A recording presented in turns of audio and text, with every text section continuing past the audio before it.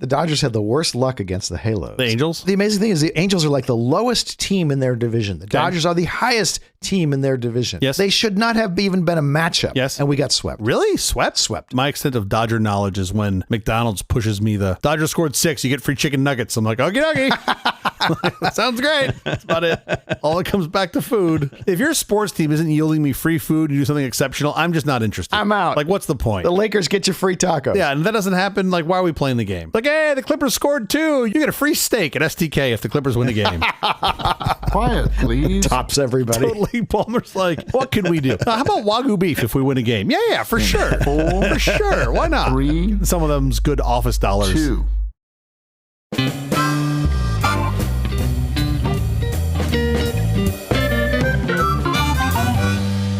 The Apple Company presents a truly terrible podcast. Welcome to Nonsense, Season 3, Episode 21. I'm Jeff Parker. I'm Stu Little. This is our take on the week's business, tech, and entertainment headlines. This time, programmers bore the brunt of Microsoft's layoffs as AI writes up to 30% of its code. Dink, dink. I see you've been terminated. Laser-powered fusion experiment more than doubles its power output. From 6 volts to 9. Google gives app developers access to Gemini Nano on-device AI. Well, now all those Microsoft developers got something to do. Also, our big story later this week, Sweet Amnesia, the comfort and corruption of nostalgic That recall. was a word salad right there. Was that some pseudo-profound bullshit you just put there in that title? It might have been. It's National Rescue Dog Day. According to the American Society for the Prevention of Cruelty to Animals, more than 3 million dogs enter shelter homes every year. Many of these dogs are also a result of overpopulation due to dogs not being spayed or neutered. Rescue, don't buy your next I dog. feel like we just need something for the dogs to do. Like, can we get them making Nikes or small electronics? Be an amazing workforce. My dog would happily do any task you asked of it. If I take my dog to the dog park and there's a line of dogs being trained, as there often is. He just jumps in line? Jumps in line, can't wait for the treat, wants to be part of the pack. Whatever the thing is we're doing, let's just do it. We need to get those little collars that they had on Up so that Barkley could write for us. Barkley could write some great jokes. That'd be great. How is your week going? My week has been lovely. We had an event at school, so I had in my vehicle at one time, I had both children, my father, my wife's mother, and our nanny all in the car together heading What to school. vehicle is this big? Where you were driving a bus? It's basically a bus. And my children were fighting, as they have a tendency to do.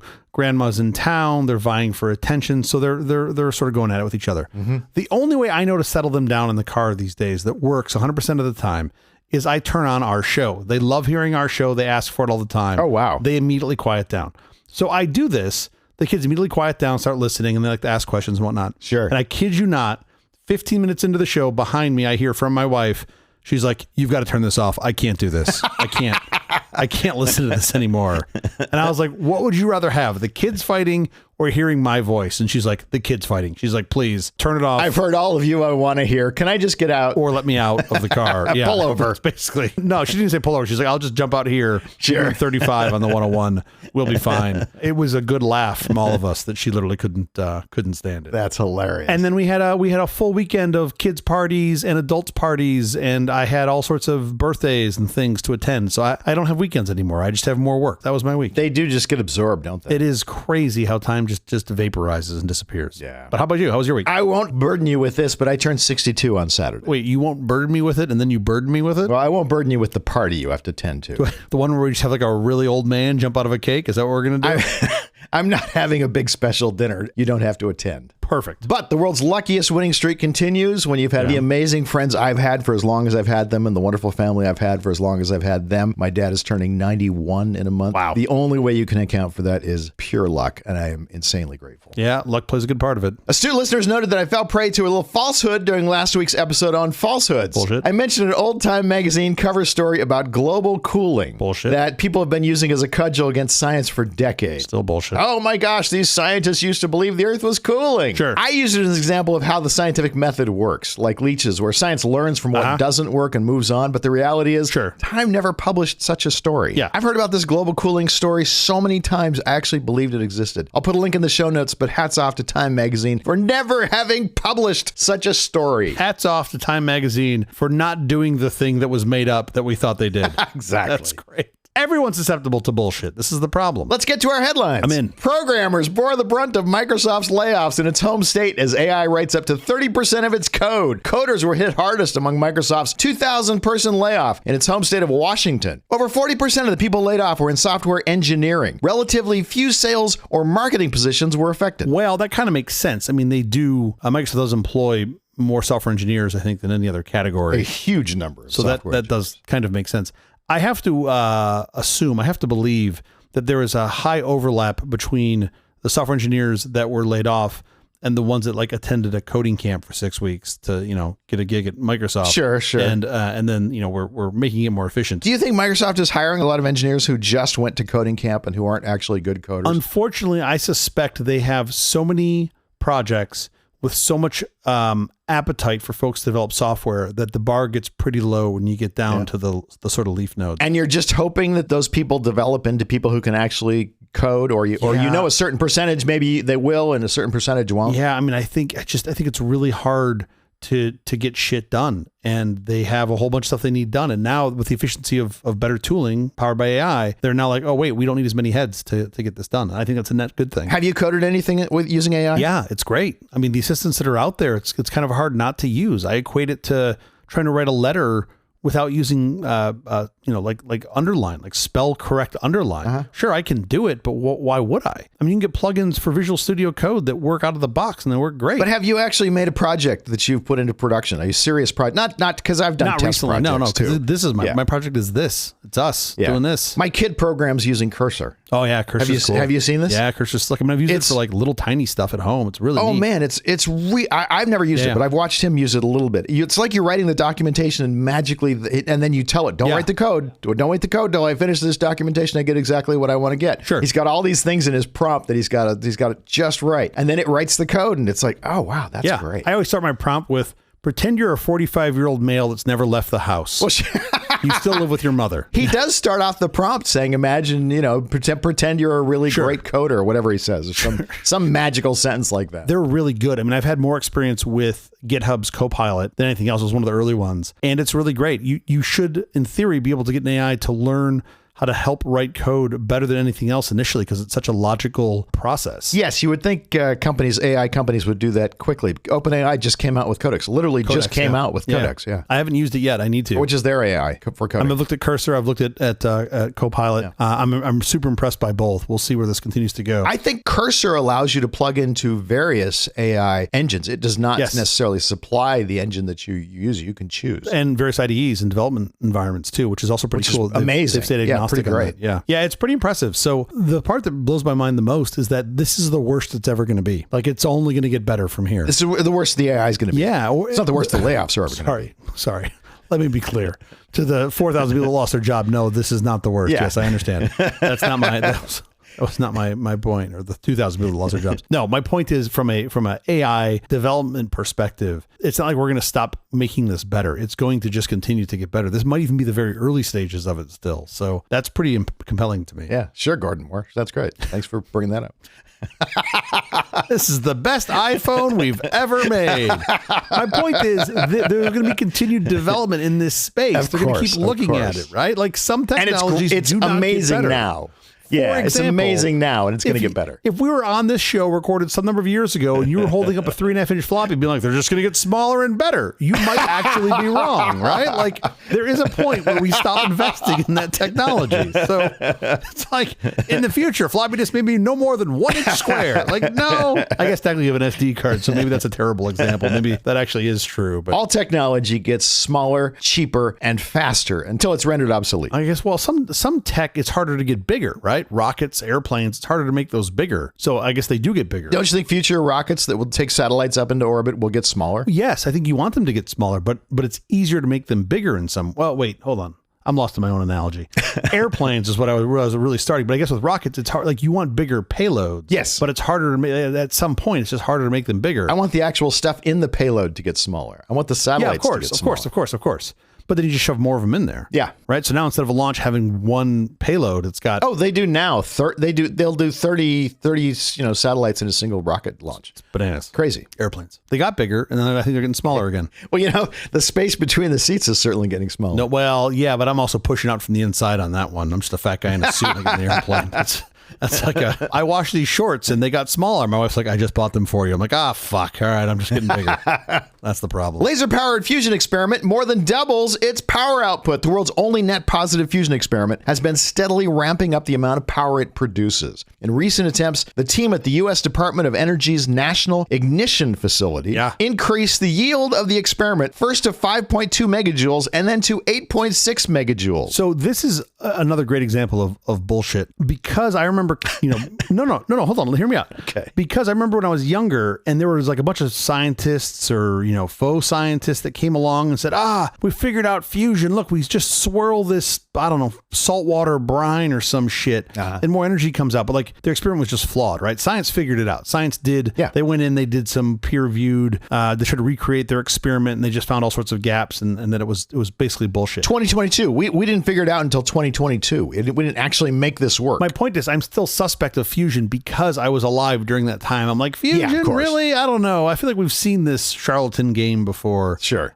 These guys seem to have like they're beyond figuring out. They figured it out and are now increasing Just improving it. Yeah. Well, it's still nuts. Like this thing, okay, it generates single-digit megajoules of energy, which is great, but you're putting like hundreds of megajoules of energy into the system that fires it just to get it ramped up. It's a proof of concept. I get it. You still got a ways to go. Also, I don't know anything about the tech behind this, but the little bit that I've read is just fascinating. I mean, this is like, remember the movie Contact with Jodie Foster? Yeah, of course. It's like that kind of shit. It's like we're building stuff and pretty much nobody knows how it works. Well, these guys must know how it works. They're improving they know, but like everyone else is just, rate. It's bananas. They take this like BB-sized fuel pellet, right? Did you see what the pellet actually is? What is the contents of the pellet? It's basically fucking unicorn blood, right? They take this little thing and it's coated, the fuel is coated in diamond. It's the size of a BB. It's a tiny little bitty thing. It's coated in diamond dust, apparently, and then encased in a gold cylinder. The cylinder thing is called a holorum. So it's like this little tiny thing that they then drop into a spherical vacuum chamber that's like 30 feet in diameter. Okay. That's basically what they do. I got stuck on the whole diamond-encrusted, gold-coated thing. I'm like, is that what anniversary is that for? Is that I know the 35th anniversary? Something you're buying from David Yurman. Yeah, exactly. David Yurman. It's exactly what it is. It's like, surprise your spouse for their 40th anniversary with this diamond-encrusted. Like, what? Make some energy. But it turns out that's actually really valuable. Like, it wasn't just like a ring ad. Like, they actually do this. And then what happens when it goes in there is absolutely bananas. Like, somehow the diamond coating ingests so much energy. Ingests is probably the wrong term. Absorbs so much energy. They're blasting it with a laser. It fucking expands to plasma, which compresses the fuel inside to the point where the nuclei fuse. And that's what releases energy. And I'm like, wait, how does any of this actually work? It's amazing. Right? And that's so amazing. And then I'm like, I fall for like Huxley and I'm like, am I going to just have this in my, this is a part of my house in 30 years? Like, do you just have. This is going to be how your car runs. Your little fusion generator. Oh man, I hope not. That'd be terrible. Could you imagine? Like, oh no, you broke the diamond encrusted. Like, I could just see going to the dealership. The BMW's like, oh, you fucking broke the diamond encrusted pellet. That's going to be 20 grand. Like, that's just how it works. Can you pull over into the David Yurman lane? This is absolutely. Oh my God. What if instead of going to BMW, you go to David Yurman for the fix? You go to the jeweler. Yeah, exactly. You go to the jeweler for the fix. That's even worse. I laugh about this. This is amazing science. I'm shocked any of this works. This gave me vibes of when we talked about how the ASML lithography machines work. Oh, totally. It's like third standard deviation to the right of what I'm willing to believe. Like, it's so far out there. It's nuts, but it's pretty cool. The amazing thing to me is in 2022, this thing was generating 2 megajoules, right? Yeah. This is 2025. It's generating 8.6 megajoules. Yeah. This is the same pellet being blasted with, some variation of the lasers. That's absolutely amazing. It just keeps getting better and smaller. As you like to point out, that's what technology does. So it's completely obsolete. Yep. And then we move on to the next thing. 8-inch to 5 1/4 to 3.5 to 0. That was basically the progression. That's what I'm going to tell people. Whenever people tell me technology keeps getting better, I'm going to remind them of that sequence. It's like instead of calling it the Fibonacci sequence, we'll call it the Parker sequence. Nice. That's what it'll be. Google is about to unleash Gemini Nano's power for third-party Android apps. Google is expanding access to Gemini Nano, its on-device AI model, through new ML Kit Gen AI APIs. The new APIs, likely to be announced at I/O 2025, will enable developers to easily implement features like text summation, proofreading, rewriting, image description generation in their apps. AI happening on device, that's really cool. This is actually really cool. This is not their first edge-based API for AI. Sorry, API application programming interface for artificial intelligence. But what's cool about this is the devices that it's supported on. So their previous AI Edge SDK, I think, only worked on Pixel 9s. Yeah. So only on their more recent higher end devices. This is a much wider range of Android devices that it supports. This will work on Pixel 10s and Pixel 9s. Yeah. No, I'm making that up. I have no idea. I mean, it probably will, but yes, the joke is not lost on me. This will be used on everything in the future. No, this is really cool. This is what we're going to continue to see for sure, which is AI on the edge, which solves a lot of the immediate data privacy problems around AI because you're now running it on the edge. And these things are really good. Is my phone just going to get extraordinarily hot? Extraordinarily hot. Am I going to vaporize diamond dust? Yeah, exactly. You're going to have a little fission power generator right in your pocket. No, I mean, that's what's great about this new hardware is being all purpose built for this. It's pretty efficient. I mean, you are going to certainly consume more power doing it locally, but my hunch is we're going to continue to see improvement on this, both from optimizing the software and optimizing the hardware and increasing the hardware. So this is really cool. And the stuff that they're putting into this, what would you say, like text summary, proofreading, rewriting, generating descriptions or doing like image generation. This is great. Let me just back up. Yeah. It's most of the stuff most people are doing with AI. Exactly. Which is what's so cool. And they're doing it locally. Amazing. And now you're getting it locally and you're getting it basically for free, right? You're getting it as part of effectively part of the OS. Yeah. I'm very optimistic about this. And I suspect this is just the beginning. This is only going to continue to increase in scope and feature set and just become truly democratized. Like just if your app doesn't do these things, if you go to an app that doesn't give you spelling underline, you're like, wait, what? Why does this even happen? I think you're going to see the same thing. I don't think there are any such things. I don't think such things exist anymore. It's table stakes. And I think this is going to up table stakes very quickly. Well, no, I think the OS does it for you. I don't even think the app does it anymore. Oh, no. I occasionally run into some app that I can't copy and paste out of. And all I want to do is throw my phone through the fucking window. Like what? Sure. Like why have you gone out of your way to ban this? Or they implement some control that's non-standard. Like what were you thinking? Yeah. This is great. I'm a big fan. You're going to see more and more of this. And I'm sure it's great that Gemini's done this with Nano. I'm sure in a year or two, Apple will be the first to do it with their small AI ML system. They don't have a big AI, let alone a small AI yet. It's not important. I'm just saying they'll be the first to do it with their new Apple Pico AI. It's amazing. It's everything that Apple does. They always say that it's amazing. It is. It's got to be like a drinking game on that WWDC. Every time they say it's amazing about their own product. Yeah. And then all of a sudden 120 people have kidney failure immediately. Liver failure, probably liver failure. What other organs is going to fail? RFK Jr.'s plan to ban fluoride supplements will hurt rural America, dentists say. The U.S. Health Department, under Robert F. Kennedy Jr., plans to ban prescription fluoride supplements for children. Prescription fluoride supplements they want to ban, citing potential harm to the microbiome despite recommendations from the ADA and AAP for their use in preventing tooth decay for children lacking fluoridated water. Okay, so let me just take a step back for a second. The guy who tells us not to take medical advice from him has now told us to take medical advice in the form of not using prescribed fluoride supplements from doctors. He's not just saying don't do this. He wants to ban it so you can't take it. The people that get together that are the ones who would most, let's just say potentially benefit from this, have said, don't do this. If you want to think about big dental, the best thing you can do is be like, you know what? They need more sugar and less fluoride. That would be the best thing for revenue for big dental. Don't brush your teeth. Come in and let us fix them. And big dental's like, please don't do this. This is terrible. This is not what we need. And it's really fascinating to me. The cited evidence was not even weak. It was below weak. It was I don't dare call it a study. It was nothing. But it's where they talked about, okay, at a certain level, they suspect you could see damage to the microbiome. Could see damage to the microbiome. Back up 1 second, though. Florida and Utah have both banned water fluoridation. So you don't even have it coming in the water system now. So if you don't have these supplements, these fluoride supplements, you don't have fluoride in your mouth, in your kid's mouth. So now you have no ability, you're not getting it in mass. All right. So now you've got to supplement it somehow, which some people can do and should do. And I would actually argue, big picture, that's probably the best approach. The best approach would be to not have it in water and have everyone get it through a supplement. Here's the problem. Not everyone can afford that. And that's part of the problem. Well, also, if it's a supplement, you have to think about it. If it's just in the water, you have to think about it. Exactly. Back up and say what the problem with fluoride is this fluoride will kill you. Yes. Fluoride is extremely dangerous. 100%. It will absolutely kill you. So you have to be very careful about putting in water. Like you don't want the portion of fluoride to water to be 99% fluoride, 1% water. That will be bad. No one's ever done that. No one's ever done that in the history of space and time. Yeah, it's up there.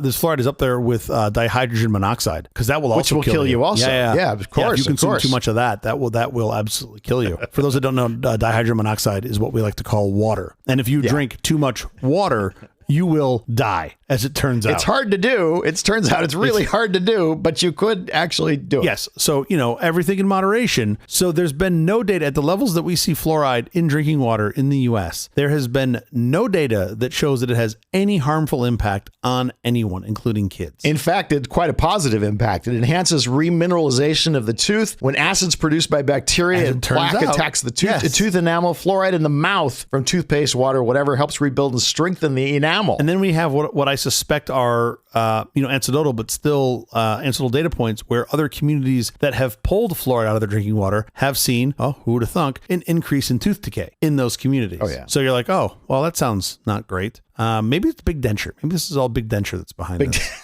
They're going for the end game. It's not the dentist. I hadn't thought of that. Sure. It's big denture is really the one. It's the ghost of Wilford Brimley who's doing all of this. All those communities who banned fluoride from the water, they all 15 years later scrambled back and put fluoride in the water very quickly once they figured out what they had done. Yeah. Who was it? It was DeSantis, right? The governor of Florida. He had said using fluoride for your teeth, okay, that's fine, but forcing you to drink it is forced medication on the people and that they don't have a choice. And I was like, does Ron know that you can get water in bottles and that for $200 on Amazon, you can get a water filtration system at home that will take it out? Like, it's not fucking magic, dude. Also, don't take it out. Your kids need it. You need it. Totally. Yeah. So, so I got to believe the percentage of people who don't want fluoride in their water can almost certainly afford a $200 filter to take it out. The percentage of people that need and most benefit from fluoride in their water can't afford to put it in. I got to believe that's true. Yeah. And probably aren't going to the doctor where they could get the prescription for the supplements anyway. So that just seems like a really shitty position to be in. And then again, if you go back to the data, if you get away from the whole, I suspect the rich can afford it and the poor cannot. If you get back to the whole, does it help or hurt? All the data seems to show that it only helps and that there's really no hurt at the levels that we put it in at. We have a lot of data. We have an enormous amount of data. We've been doing this for a lot of years. So I suspect in September, when we get the quote results from the autism study, I'm pretty sure that RFK will tell us it was fluoride all along. That's my hunch. Sure. That's my hunch as to what we're going to see. He's going to tell us what causes autism. That's what I've heard. Yeah, it's going to be fluoride. You think fluoride? That's what I suspect. You don't think it's going to be the vaccines, the multi-vaccine? I think it'll be fluoride and sunscreen. I suspect sunscreen will be part of it as well. Yeah, sunscreen, big sunscreen, man. Oh, that's true. I hadn't thought of that. Yeah, that's where I suspect this is going. I mentioned this earlier. I'm pretty sure it's dihydrogen monoxide. I was going to say, so this dihydrogen monoxide, for those of you that don't know, this is one of my favorite jokes that was popularized by the internet of all time. And it actually starts long before that. The first reference I could find was from the early 80s where they had basically ran this piece on April Fool's Day that said that, the hydrogen monoxide, was the death of a bunch of people. Sure. So this goes back to, 1983. There was an April Fool's Day edition of a weekly newspaper somewhere in Michigan. Okay. And they reported that, quote, dihydrogen oxide had been found in the city's water pipes and warned that it was fatal if inhaled and could produce blistering vapors, which I thought was fucking hysterical, right? Yes, steam. If you inhale water, it could kill you, and the steam can certainly blister your skin. So, it was this joke. Now, you said dihydrogen oxide. Did you mean dihydrogen monoxide? Or is that the same thing? They said dihydrogen oxide. Yeah. I think later, to make it sound even more scary, even more clear, they added monoxide being one, the joke here is right, H2O. Dihydrogen, two hydrogen, yes, H2O. But the first sort of modern internet parody of this was at UC Santa Cruz. There you go. Following an on-campus posting and newsgroup discussion in 1990. And that's where they sort of put this out. I think it was the version of the parody, it was inspired by housemates that were all attending UC Santa Cruz at the same time. And it was received more attention later in 1997 when a 14-year-old student gathered petitions to ban, quote, DHMO as the basis of a science project titled How Gullible Are We? I think that is absolutely brilliant. I need to look up and see where that guy Love is this now. kid. Yeah, Love right? this kid. So he put in Jackson's 1994 publication for UC Santa Cruz included these following warnings. Dihydrogen monoxide is also known as hydroxyl acid and is the major component of acid rain, which is hysterical. It's the water part of the acid rain. Major component of acid rain, and that it contributes to the greenhouse effect, and that it may cause severe burns. I mean, it's so fantastic that they took water and twisted it into this thing. Oh, by the way, despite the danger, dihydrogen monoxide is often used as industrial solvent and coolant in nuclear power plants. Sure. In the production of styrofoam as a fire retardant. That's awesome.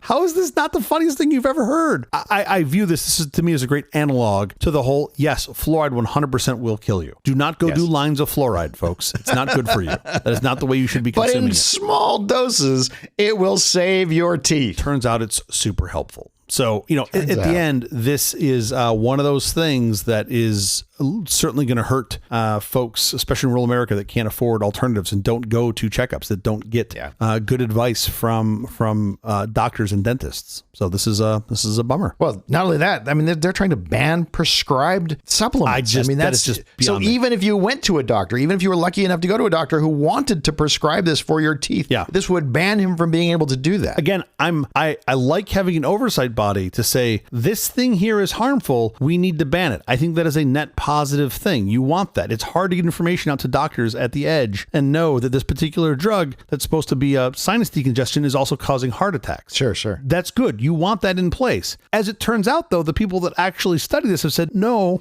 please don't. Not the case here.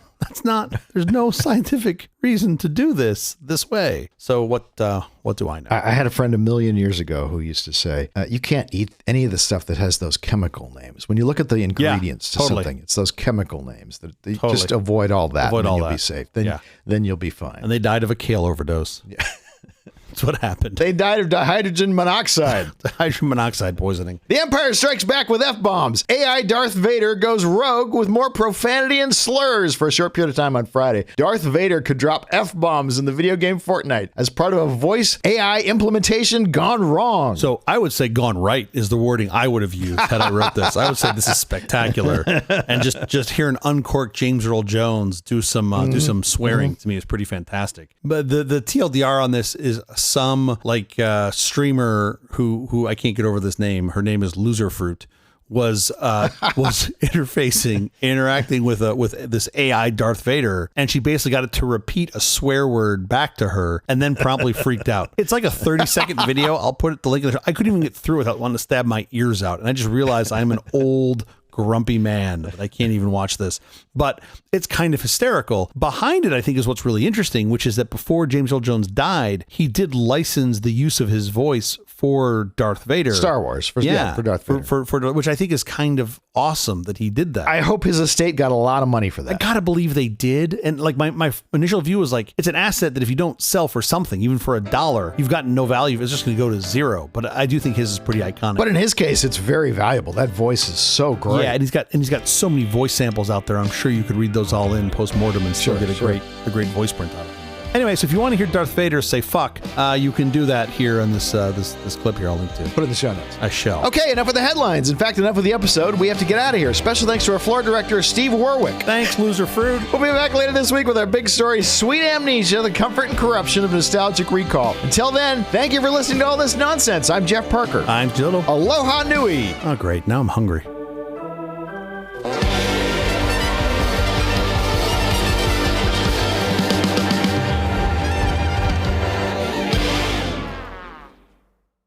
Good news, Jeff. Uh-oh, what's going on? It's time for multimedia. Oh, wow. Media in various forms. Your eyes and ears are in for a real treat, and so is your pocketbook. Thank goodness. See, all multimedia are not created equal. No. Quantex has taken a step beyond conventional multimedia by advancing to MPC Level 2 standards. I bet you don't know what that is. I don't. Crisper, true 16-bit digital sound quality, and assured audio compatibility with not only the Sound Blaster Pro, but also the Microsoft Windows sound system. The quantity of sound blasters that I own. I know. I know, don't think about it. So even better, Quantex offers a high-performance double-spin multi-session CD-ROM drive that exceeds those standards with a data transfer rate of over, you ready for this? 300 kilobytes per second. Wow. Bursting up to 2.1 megabytes per second. No. I know. And it gets better. Their CD-ROM drive also features caddy-less loading and a dust-proof cover. You don't want to risk damaging your precious discs while fussing with loading trays. No, I don't. After all, these CDs will last you a lifetime. With 486 SX 33 megahertz systems starting at $1,445 and DX2 50 megahertz systems for only $400 more, Quantex brings you more speed, more memory, and more power. Fantastic. All right, what year? That's tough. Sound Blaster Pro, I probably had one of those in NT35. So my guess is 94. I don't really know. Well, you didn't have NT in 94, first of all. NT35. Yeah. NT35? Isn't that 94? It was like 95, 96. I could be wrong. Oh, we argue about the worst possible things. Hold on. I don't truly remember. Oh, Daddy is right again. General availability for Windows NT 3.51, May 30th, 1995. Oh, there you go. But you're very close. Got to be around 95, 94 or something. You actually guessed 94. 94 is the right year. There you go. I just got stuck on the NT 3.5 thing. Once again, Jeff, you nailed the year. You have an index of time that is better than anyone else, including Wikipedia. I just call you up with your infallible, non-nostalgic memory. Fantastic.